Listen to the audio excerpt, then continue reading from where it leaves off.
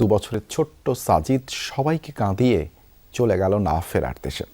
32 ঘন্টা পর নলকূপের গর্ত থেকে তার মৃতদেহ উদ্ধার করে ফায়ার সার্ভিস। তাৎক্ষণিকভাবে স্থানীয় হাসপাতালে নেওয়া হলে চিকিৎসকরা তাকে মৃত ঘোষণা করেন। গভীর নলকূপের গহীন গর্ত থেকে ছোট্ট সাজিদের দেহটাকে ধরে উদ্ধার কর্মীরা সুড়ঙ্গ থেকে বেরিয়ে আসেন বৃহস্পতিবার রাত 9টার কিছু পরে। আর এতেই উদ্বেগাকুল প্রতীক্ষার 32 ঘন্টা পর হঠাৎ করেই যেন জ্বলে ওঠে এক টুকরো আশার আলো। বুধবার দুপুর থেকে নিরন্তর প্রচেষ্টারত উদ্ধারকর্মীরাও আপ্লুত হয়ে পড়েন আবেগে।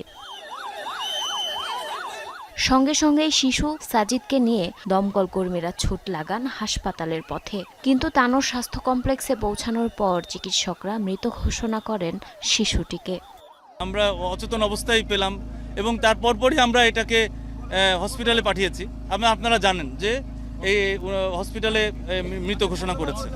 উদ্ধারকর্মীরা জানান ভূপৃষ্ঠ থেকে 45 ফুট গভীরে ছিল শিশুটির অবস্থান। ফায়ার সার্ভিসের কর্মীরা সেখান থেকে তাকে উদ্ধার করে আনেন।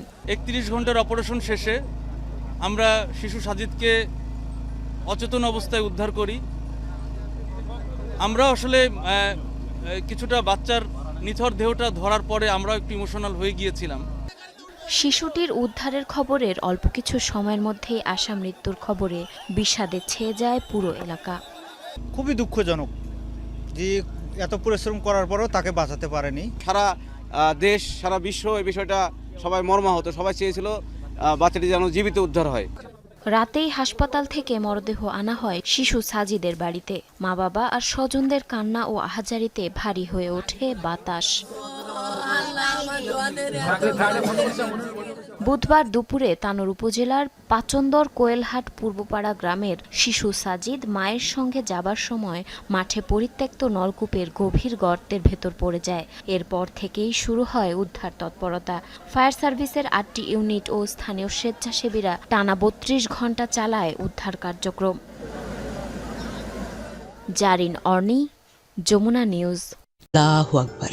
হাজার শিশু সাজিদকে 32 ঘন্টা পর যখন উদ্ধার করা হলো, সেই মুহূর্তে যেখানে উপস্থিত ছিলেন সবাই চিৎকার করে বলল, আল্লাহু আকবার, আল্লাহু আকবার। হাজার হাজার গলা একসঙ্গে, চোখে পানি, মুখে হাসি, হাত তুলে দোয়া। ফায়ার সার্ভিসের লাল হেলমেটধারী যোদ্ধারা কাদামাটিতে মাখামাখি হয়ে একটি ছোট্ট শরীর তুলে আনলেন। সবাই ভাবল সাজিদ বুঝি বেঁচে আছে, কিন্তু না, আনন্দ দীর্ঘস্থায়ী হলো না। ফুরফুরে আশা উল্লাসের মাঝেই দ্রুত তানোর হাসপাতালে নেওয়া হলো। চিকিৎসকরা ঘোষণা দিলেন ও তো মারা গেছে। জানা যায় বুধবার রাত 9টা 7 মিনিটে তাকে গর্তের প্রায় 60 ফুট নিচ থেকে উদ্ধার করেন ফায়ার সার্ভিসের সদস্যরা। উদ্ধারের পর শিশুটিকে তানোর উপজেলা স্বাস্থ্য কমপ্লেক্সে নেওয়া হলে চিকিৎসকরা 9টা 50 মিনিটে মৃত বলে ঘোষণা করেন। ডক্টর বার্নাবাস হাসদা জানান, হাসপাতালে আনার আগেই শিশুটি মারা গেছেন। অতিরিক্ত ঠান্ডা এবং অক্সিজেন না পাওয়ায় শিশু সাজিদের মৃত্যু হয়েছে। শিশু নানা আইয়ুব আলী বলেন, উদ্ধারের সময় সাজিদ বেঁচে ছিল। ফায়ার সার্ভিসের কর্মকর্তারা বলছিলেন সে বেঁচে আছে। আমি নিজে দেখেছি সে বেঁচে ছিল, কিন্তু হাসপাতালে আসার পর মারা গেল। মরদেহ তার বাড়ি তানোর কুড়িরহাট পূর্বপাড়া নেওয়া হয়েছে। প্রত্যক্ষদর্শী ও ফায়ার সার্ভিসের সূত্রে জানা গেছে, উদ্ধার অভিযান শুরুর পর থেকেই ঘটনাস্থলে ফায়ার সার্ভিসের অ্যাম্বুলেন্স প্রস্তুত রাখা ছিল, তবে সেখানে কোনো চিকিৎসক দল ছিল না। শিশুটিকে উদ্ধারের সঙ্গে সঙ্গে অ্যাম্বুলেন্স করে উপজেলা স্বাস্থ্য কমপ্লেক্সে নেওয়া হয়। ফায়ার সার্ভিস ও সিভিল ডিফেন্সের অপারেশন মেইনটেন্যান্স বিভাগের পরিচালক লেফটেন্যান্ট কর্নেল মোহাম্মদ তাজুল ইসলাম চৌধুরী জানিয়েছেন, আমরা শিশুটিকে অচেতন অবস্থায় উদ্ধার করেছি। যত দ্রুত সম্ভব হাসপাতালে নিয়ে গেছি। ডাক্তাররা পরীক্ষা নিরীক্ষার পর মৃত বলে ঘোষণা করেন।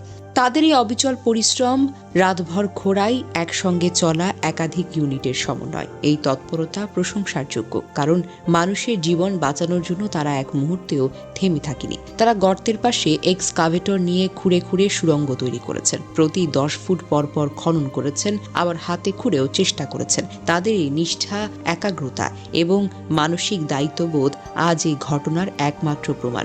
যতটা সম্ভব চেষ্টা করা হয়েছে, কিন্তু সমস্ত পরিস্থিতি নিয়ন্ত্রণের বাহিরে চলে গেছিল। তবেই মর্মান্তিক